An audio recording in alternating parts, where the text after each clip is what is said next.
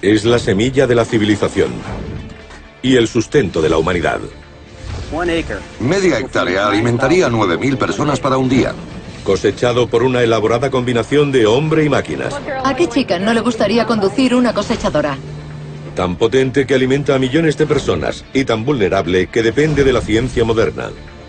Una enfermedad podría devastar una cosecha en cuestión de 10 días.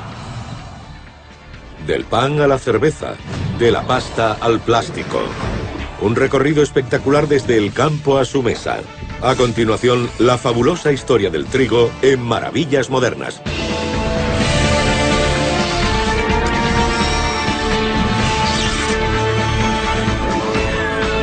Maravillas Modernas, el trigo. Más allá de los campos de trigo aguarda un equipo valorado en 1 millón de euros.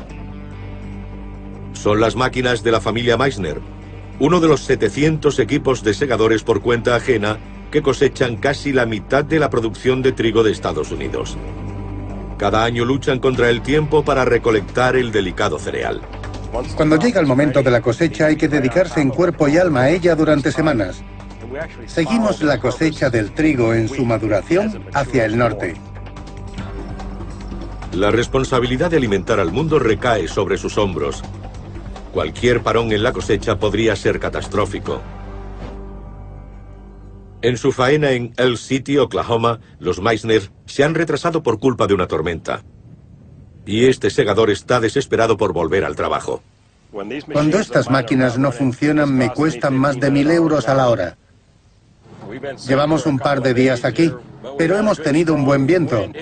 Con suerte podremos cosecharlo todo ahora. Vamos a tomar unas muestras y a ver cómo están las cosas. Antes de iniciar la cosecha, el nivel de humedad del trigo debe ser inferior al 13,5%. Si es mayor, el cereal podría echarse a perder. La espiga contiene el grano, que es la única parte de la planta usada para consumo humano. Vamos a coger unas cuantas espigas. Me las pongo en la palma de la mano y las aplasto para sacar los granos de la espiga y los muerdo. Si se rompen, si estallan, está listo. Hay algunos un poco blandos, pero están bien. Adelante, hay que intentarlo. Mi equipo está deseando empezar. Adelante. Bueno, Emma, organízalos. Arrancad. Vamos a segar. ¿Recibido? Adelante, levantad los cabezales y haced un barrido gradual. La inmensa mayoría de lo que cosechan es trigo duro rojo de invierno, que se convierte en el material de la vida, el pan. La cosecha comienza en Texas cada mes de mayo y termina en Canadá en septiembre. En ese momento, solo los Meissner habrán cosechado más de 27 millones de kilos, trigo suficiente para alimentar a casi medio millón de personas durante un año. Eso si el tiempo no lo echa a perder. Nos ha granizado. Hemos estado en el campo con un tornado a menos de 1 kilómetro de nosotros. Hemos tenido que rezar mucho. ¿Y si las máquinas no se averían? Es un trabajo familiar. Cuando empezamos, mi mujer y yo teníamos 2 cosechadoras. Ella conducía una y yo la otra. Tenemos 6 hijos, 4 chicas y 2 varones. Todos han crecido dentro de una máquina. Su parque alcanza ya las 5 cosechadoras, un equipo y una mano de obra que la mayoría de los agricultores no pueden permitirse. Normalmente hacen la siega en 3 días, mientras que nosotros tardaríamos 2 semanas con una máquina. Cultivar trigo es probablemente una de las apuestas más arriesgadas. Tienes una producción en el campo por valor de cientos de miles de euros, que puede ser arrasada en cuestión de 30 minutos. Estos jugadores tienen en el cosechador por cuenta ajena su mejor baza.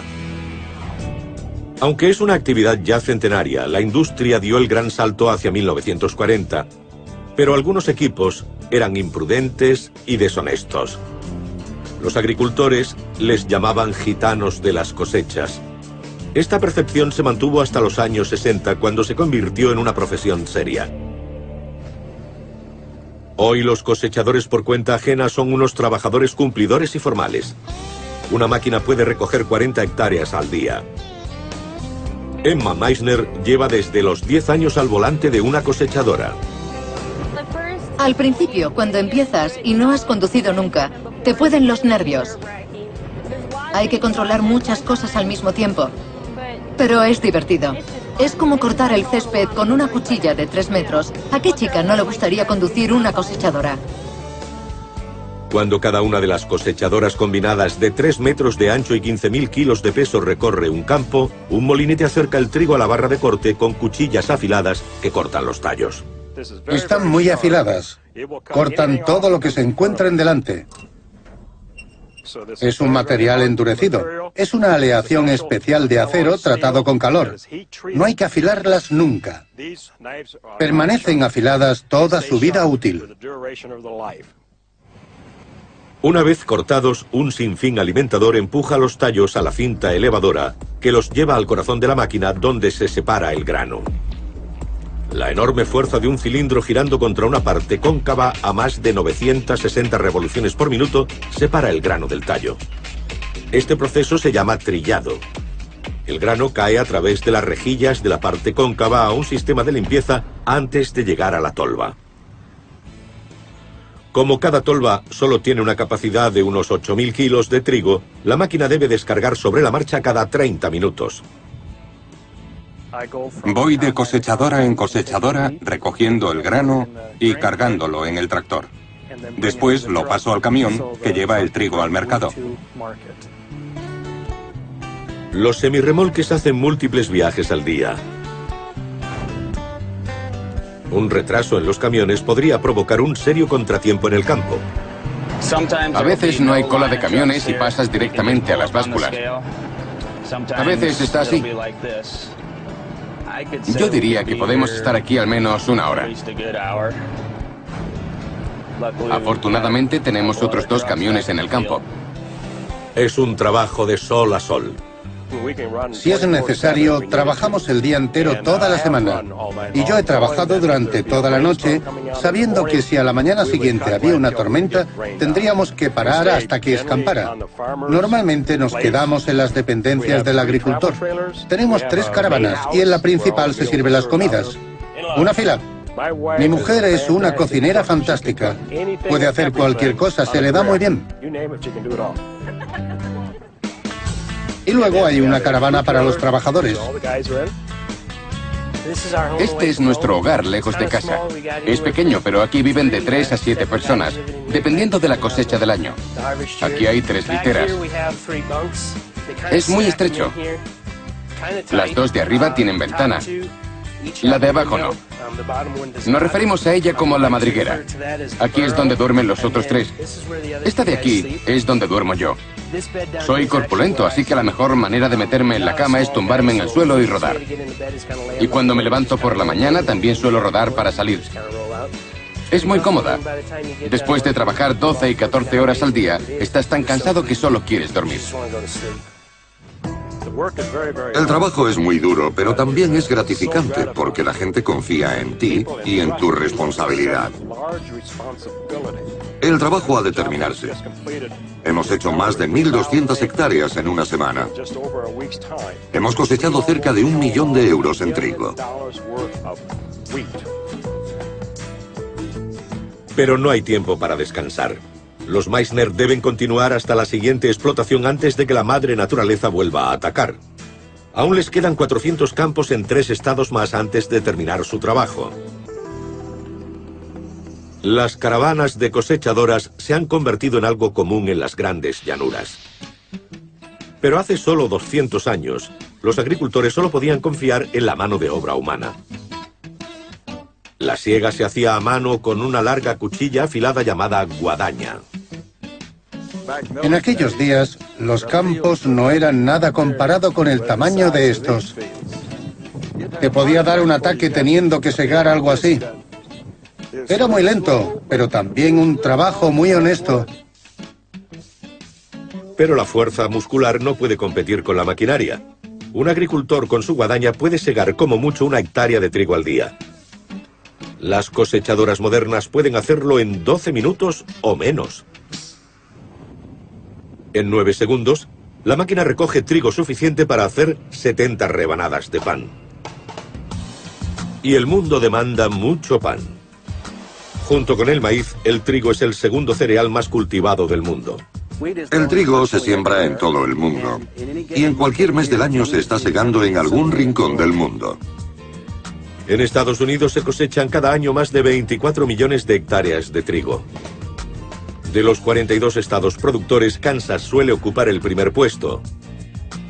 De hecho, una quinta parte del trigo norteamericano se cultiva en Kansas. Dakota del Norte le sigue de cerca. Kansas cultiva unos 4 millones de hectáreas al año. Eso es mucho trigo. Pero en el mundo se cultivan 200 millones de hectáreas al año. El principal productor mundial es, sorprendentemente, China.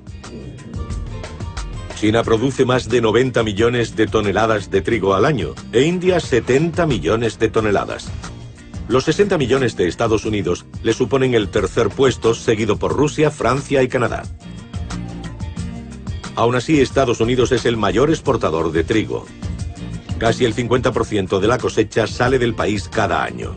El trigo cubre el 20% de las necesidades alimenticias del mundo. Media hectárea alimentaría a 9.000 personas para un día. El puerto de Portland, en Oregón, exporta la mayor cantidad de trigo norteamericano. Anualmente 4 millones de toneladas pasan por la grúa de la terminal número 5 de Columbia. El grano que recibimos aquí se reparte por todo el mundo. Nuestros principales clientes son las harineras de Extremo Oriente, y Japón es un gran consumidor. La instalación descarga el 75% del trigo de vagones de ferrocarril. Cada uno de estos vagones tarda 5 minutos en descargar. El trigo cae en la tolva receptora. Después pasa a unos sistemas de transporte que lo llevan hasta los elevadores. Sube hasta lo alto y desde allí se distribuye entre los silos. Con una capacidad de almacenamiento de 100.000 toneladas, los silos se pueden vaciar y llenar hasta 5 veces al mes. 2 cintas transportadoras mueven el grano a 900 toneladas por hora desde los silos hasta el barco. En esta tanda estamos cargando trigo rojo de invierno. Hay unas 10.000 toneladas, lo que equivale al tamaño de uno de esos vagones. Empezamos a cargarlo a las 2 de la mañana. Y tardaremos un par de días en terminar. Pero este producto básico mundial no siempre estuvo tan ampliamente distribuido. El trigo surgió como un alimento silvestre hace más de 16.000 años en Oriente Próximo, en la zona conocida como el Creciente Fértil, las actuales Siria e Irak. Los nómadas recolectaban el llamado trigo sarraceno salvaje, separaban los granos y se lo comían crudo. Hacia el 7000 a.C. descubrieron que plantando el grano conseguían más semillas. Y esos granos de trigo se convirtieron en las semillas de la civilización. La gente ya no se vio obligada a deambular buscando trigo salvaje. La capacidad de asentarse para dedicarse a cultivar fue el origen de nuestra civilización. En el año 5000 a.C., el cultivo del trigo se había extendido por Asia, Europa y el norte de África. Pronto los agricultores comenzaron a cocinar y moler los granos. El gran avance consistió en triturar el grano y convertirlo en harina. Añadiendo agua a la harina, los campesinos hicieron gachas. Y muchos atribuyen el origen del pan a un suceso inesperado ocurrido cuando alguien dejó las gachas al sol. Es un método primitivo que sigue siendo válido. Hemos puesto ese pan en el horno hace 20 minutos. A ver qué tenemos. Bien. Aquí está. Tostado por ambos lados, muy ligero.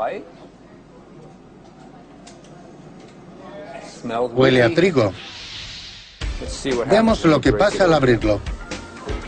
Muy oscuro, un poco húmedo. Probablemente tendría que ser más fino, pero tiene buena pinta. Crujiente. Está bueno. Puedo ver por qué se lleva haciendo miles de años. Por casualidad, la levadura transportada por el aire cayó en una mezcla de trigo, creando la masa fermentada. El resto es historia. Hoy más del 70% de la producción de trigo se usa para hacer pan. Ya sea en baguettes, chapata u hogazas, el material de la vida está hecho de trigo. Igual que la pasta. Pero si Marco Polo no la llevó a Italia, ¿quién lo hizo?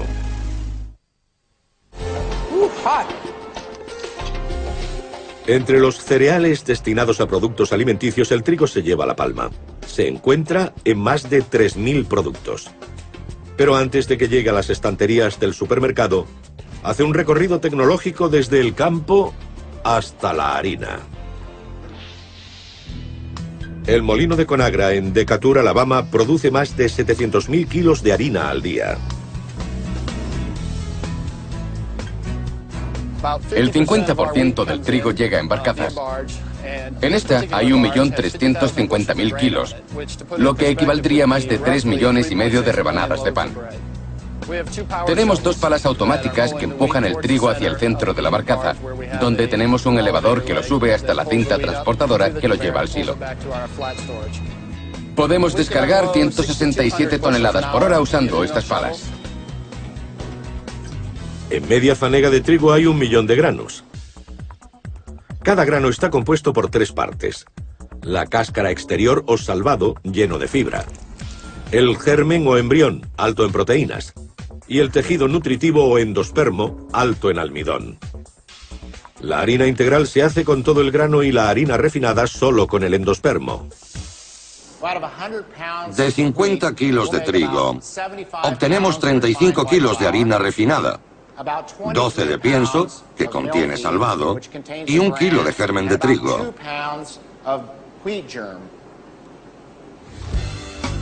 El proceso comienza con una rigurosa limpieza para eliminar cualquier resto del grano.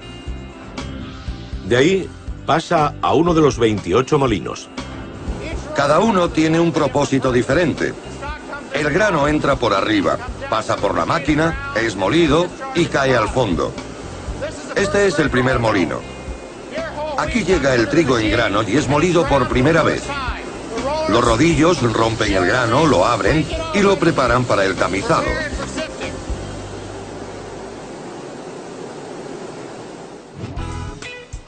Una compleja red de tubos presurizados lleva el grano de una planta a otra. Estamos en la 5ª planta del molino. El propósito del tamiz es separar el grano molido por el tamaño de las partículas. Esto se hace gracias a varios tamices colocados en el interior de cada sección. El tamiz gira en círculo de unos 7 centímetros a 240 revoluciones por minuto. A medida que gira el tamiz, las rejillas separan el grano molido por tamaños. Las partículas más grandes se quedan encima, mientras que las más pequeñas caen al fondo. Las partículas más gruesas pasarán por los rodillos, donde serán molidas por unas piezas con dientes. Y el endospermo, que contiene las finas partículas blancas, pasará a los rodillos reductores, que son lisos, y lo convertirán en harina. Los granos pasan por estos rodillos y tamices unas 15 veces en 20 minutos, antes de convertirse en harina refinada. Aunque este proceso mecanizado tiene cientos de años de antigüedad, Conagra ha logrado darle un nuevo giro. Se nos ocurrió un proceso especial de molido que reduce las partículas de salvado y germen de trigo al mismo tamaño que el endospermo. La llamada harina de ultragrano mantiene el valor nutritivo del trigo. Esto es pan de trigo integral. Se ven los trocitos de salvado. Este producto hecho 100% con grano se parece al pan blanco. Tiene una textura muy suave y cuando lo comes tienes la misma sensación que con el pan blanco que encontramos en el supermercado. Tanto ultragrano, integral o refinada, es esencial escoger la harina adecuada para los productos horneados. Es así porque la harina se puede moler a partir de 2 tipos de trigo, duro o blando. De hecho, el secreto de la capacidad de hacer un pan superior reside en el gluten, una proteína que se transforma cuando se añade agua a la harina de trigo y se hace una masa. El gluten le da al pan su volumen y estructura. Es el componente clave del grano que hace que la masa pueda estirarse y da consistencia a los productos horneados. El trigo duro contiene mucho gluten. Este tipo se usa para elaborar pan y bollería. El trigo blando contiene poco gluten, por lo que los productos no se extienden tanto y terminan siendo hojaldrados. Este tipo se usa en galletitas duras y repostería. Pero se requiere un tipo especial de trigo para hacer el plato italiano por antonomasia. El candeal es un trigo especialmente duro usado para hacer pasta. Los norteamericanos consumen más de 3.000 millones de kilos de pasta al año. New World Pasta es el fabricante líder de pasta seca en Estados Unidos. En su planta de Winchester, Virginia, hacen cantidades ingentes de pasta todos los días del año. Hacemos unos 300.000 kilos de producto al día, más de 100 millones de kilos al año. Hacemos varios tipos diferentes de pasta, pero la más popular es la marca Ronsoni. Detrás de mí está la producción de lasaña. Tenemos 7 cadenas de producción donde podemos hacer hasta 52 formas diferentes. El proceso comienza cogiendo la harina de sémola, añadiendo agua y mezclándola.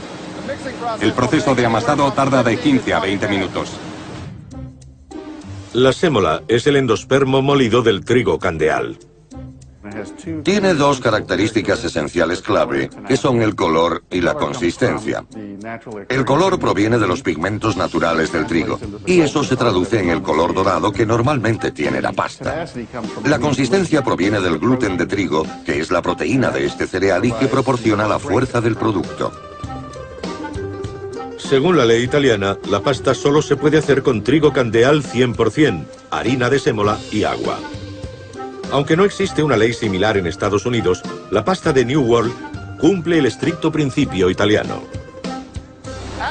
Después de la mezcla, damos forma al producto.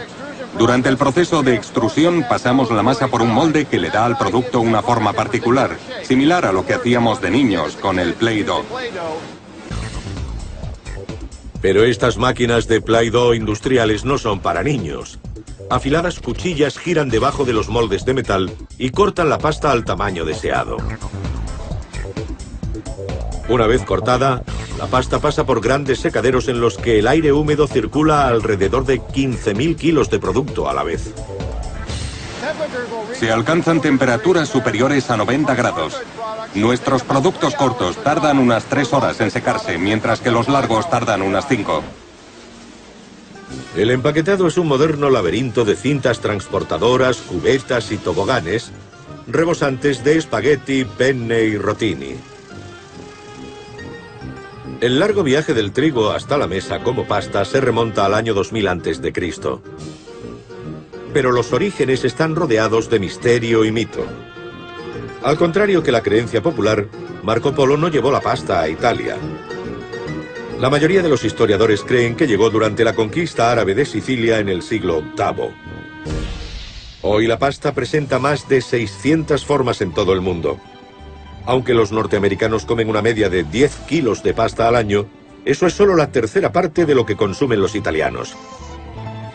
Cocinar pasta es tan sencillo como hervirla en agua, pero hay que tener un ojo experto para hacerlo bien.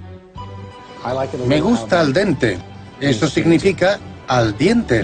Se sabe cuando está bien hecha si se mira el extremo de la pasta y se ve un pequeño núcleo blanco que no está cocido igual que el resto. Le da un toque único. Es un mordisco limpio. Perfecto.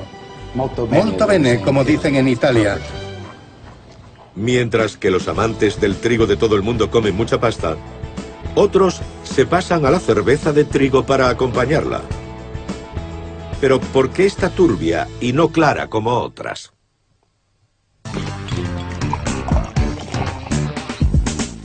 Cerveza.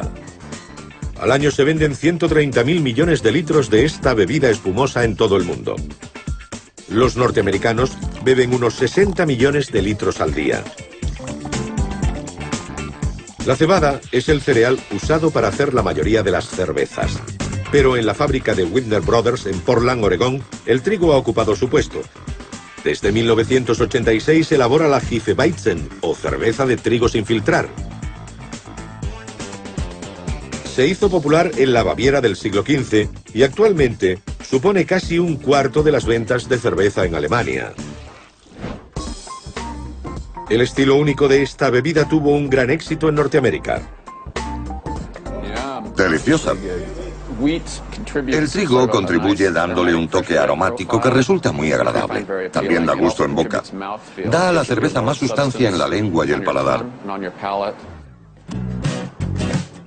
Cada semana, los hermanos Kurt y Rod Widmer transforman 35.000 kilos de trigo en cerca de 500.000 litros de cerveza. El año pasado hicimos más de 350.000 barriles en estas instalaciones. Esta es la parte final de la fábrica y aquí hacemos cerveza 6 o 7 veces al día durante las 24 horas. El resultado final de la fabricación de cerveza es convertir los azúcares del cereal en alcohol y dióxido de carbono. El proceso comienza en este tanque, que es el mezclador de la malta. Aquí se echa el trigo malteado en agua caliente. El trigo malteado es grano humedecido hasta el punto de la germinación. Esto hace que el grano produzca enzimas que convierten el almidón en azúcar. Aunque se trata de cerveza Hefeweizen, Widmer usa cebada malteada para la mitad de la mezcla. El poder del grano para convertir el almidón en azúcar es menor en el trigo que en la cebada, por lo que se necesita cebada. La mezcla caliente a 52 grados gira durante 1 hora. Después aumentamos la temperatura a 70 grados para terminar con 76 grados. Eso detiene la conversión enzimática del almidón en azúcar.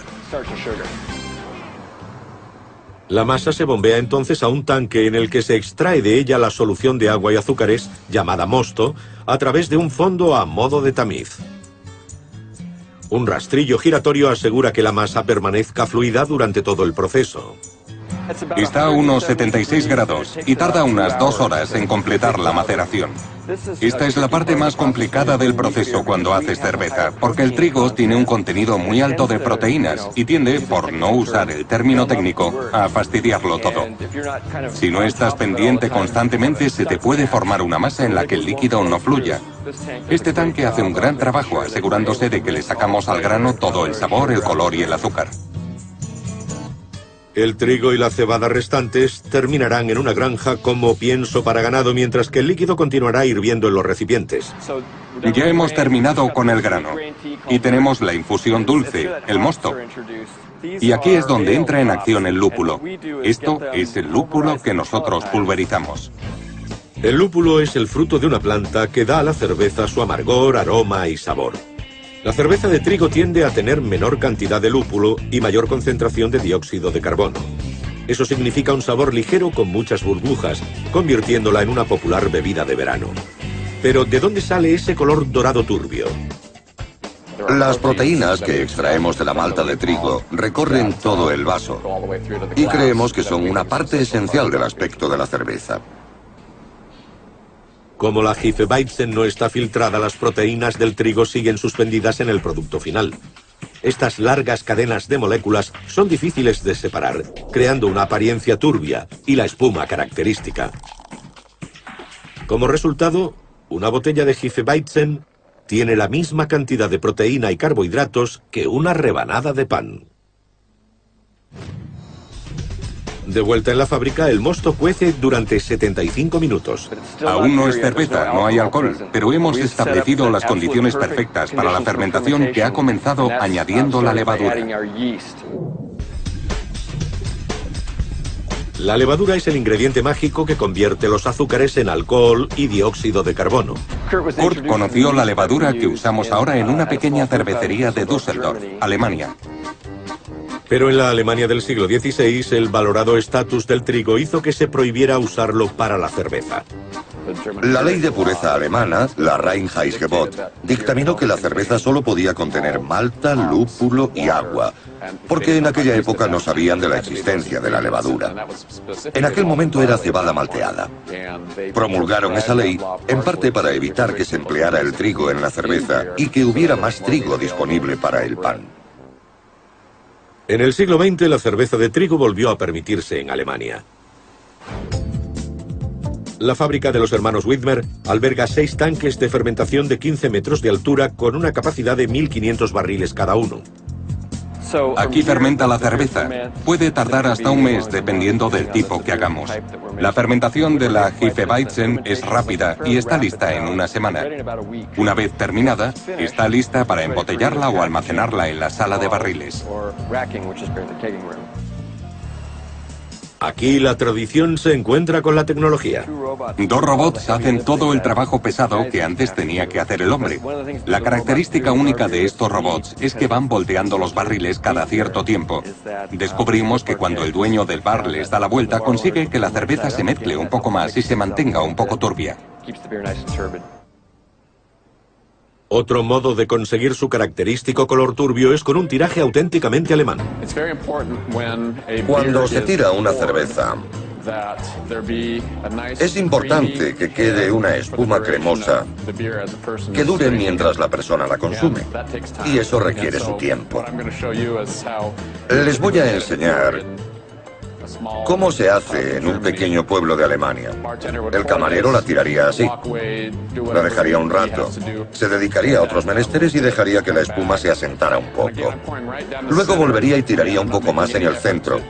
Yo no intento reducir la espuma. Quiero que siga creciendo. Y cuando termino, debe quedar una espuma consistente, que dure el tiempo que tarde en tomarme la cerveza. Bueno, tiene buena pinta, ¿eh? ¿Quién puede resistirse? Bebiéndolo o comiéndolo, los norteamericanos consumen una media de 60 kilos de trigo al año. A medida que crece la población mundial, aumenta nuestra dependencia del trigo. Pero algunos expertos temen que la frágil cosecha podría desaparecer en cuestión de días. Estos científicos han elegido el maíz para evitar que eso ocurra. En los últimos 100 años, la población del mundo se ha cuadruplicado hasta alcanzar los 6.500 millones de habitantes. Miles de millones pasan hambre a diario y cientos están en peligro de inanición. El trigo ha proporcionado ayuda en épocas de hambruna, epidemias y guerras. Pero el futuro de este grano está en peligro. El clima extremo, los insectos y los hongos amenazan la supervivencia de trigales de todo el mundo y una pérdida sustancial de la cosecha sería devastadora para el suministro global de alimento. Históricamente, el mundo funciona con trigo excedente almacenado para 100 días. Así que si dejáramos de tener trigo, tendríamos al menos 100 días para alimentar al mundo. Y en los últimos, digamos, 10 años, esa capacidad ha ido disminuyendo hasta los 36 o 37 días. Es posible que suframos una enfermedad que pudiera devastar la cosecha en cuestión de 10 o 15 días. De hecho, puede que el material de la vida esté en peligro. En marzo de 2008, una peligrosa cepa de la roya del trigo llamada UG99, que se originó en África en 1999, se extendió a Irán, destruyendo trigales vitales. Recorrió Irán y ahora amenaza partes de los cultivos de Pakistán. Al final, terminará amenazando cosechas en la India e incluso en China. Es vital que los agricultores encuentren nuevas formas de resistencia. En el Centro de Recursos Genéticos y Genómicos del Trigo de la Universidad Estatal de Kansas, los científicos esperan que la clave a esa resistencia resida en uno de los antepasados del trigo. En su banco genético dedicado exclusivamente a este cereal se conservan más de 2.500 variedades para labores de investigación. Investigamos la resistencia a la roya de las hojas. Hemos estudiado 500 variedades y algunas son muy resistentes a la enfermedad y otras son susceptibles. A menos que se disponga de muchas líneas para probar, no se obtendrá la resistencia que se necesita incorporar al trigo.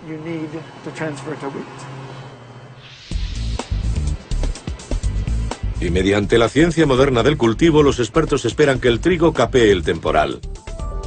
AgriPro tiene el mayor programa de Norteamérica de desarrollo del trigo.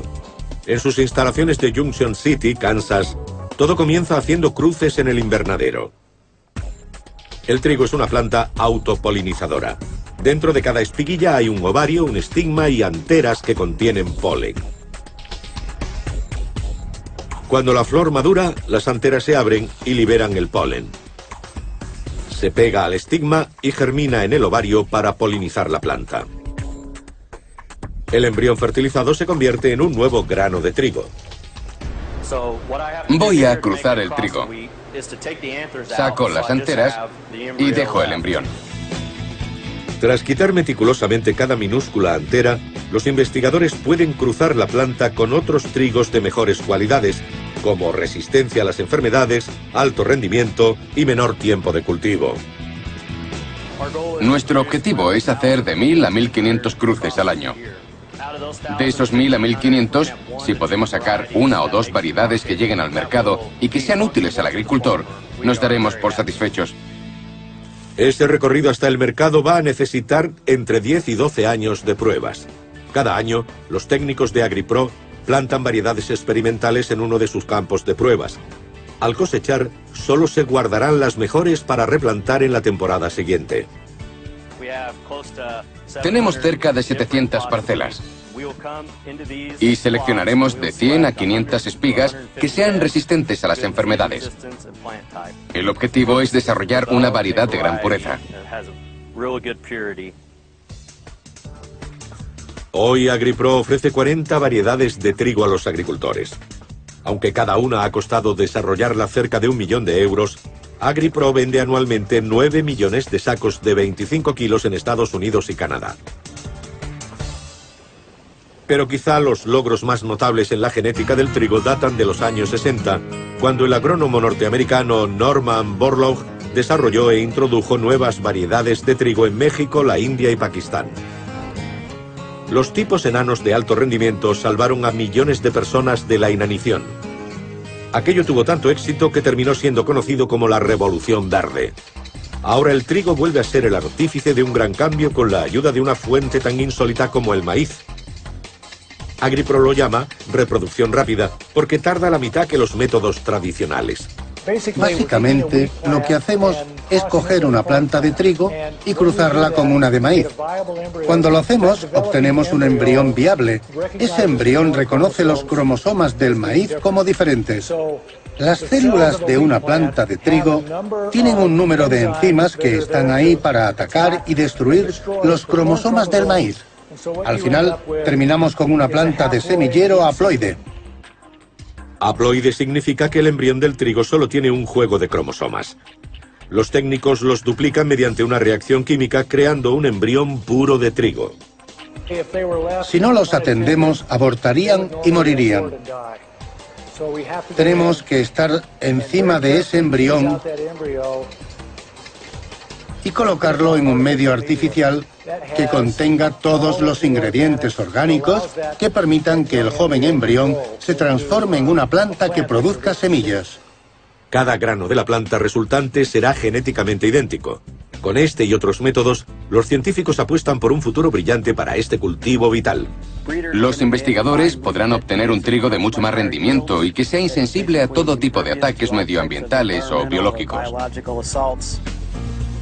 Aunque muchos investigadores se esfuerzan por encontrar un supertrigo, una empresa espera que el grano dorado pueda ser la respuesta a la salvación de millones de árboles.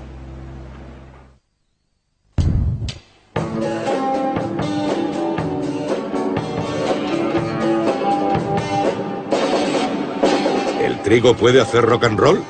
Una empresa de Grand Island, Nebraska, lo cree. Vimos una gran oportunidad de llegar a todos a través de la música, enseñando al mundo acerca de los biodegradables. Podemos hacer múltiples productos, incluyendo baquetas y púas para guitarra, con materias como el trigo. Whitware hace productos a partir del trigo. La fabricación comienza con bioresina, un material parecido al plástico derivado de los azúcares de la planta que se puede moldear de muchas formas.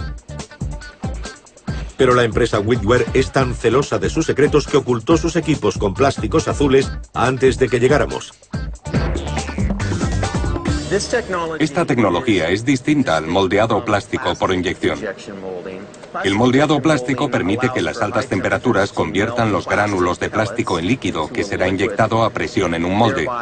mientras que con el trigo se parece más a hacer pan. Si hace mucho calor en el horno cuando haces pan, se quemará y solidificará. Es una tecnología muy específica. Y Whitware mantiene el secretismo sobre su tecnología. Además de instrumentos químicos, la empresa produce objetos de golf, utensilios de mesa, peines, perchas y palillos, por nombrar unos cuantos. Nos implicamos en los palillos cuando nos enteramos de que se talaban 25 millones de árboles al año para hacer palillos desechables. En Japón usan 65 millones al día. Cuando nos dimos cuenta de que los utensilios de trigo son resistentes al calor, fuertes, duraderos y rígidos, las cualidades necesarias para un palillo, nos pusimos manos a la obra. Aunque se pueden hacer productos similares a partir de otros cultivos como el maíz, el trigo proporciona más durabilidad y resistencia al calor. Esta fuente renovable se descompone en menos de 90 días. Eso significa que los tees de golf se pueden quedar en el campo como fertilizante. Si el golf no es lo suyo, mire el primer yo-yo ecológico hecho de trigo. Puede que Whitware tenga su trigo bajo control, pero resulta que hay otros muchos usos. La parte no comestible de la planta, la paja, conforma casi la mitad de la cosecha. Muchos granjeros la usan como alimento y lecho para animales.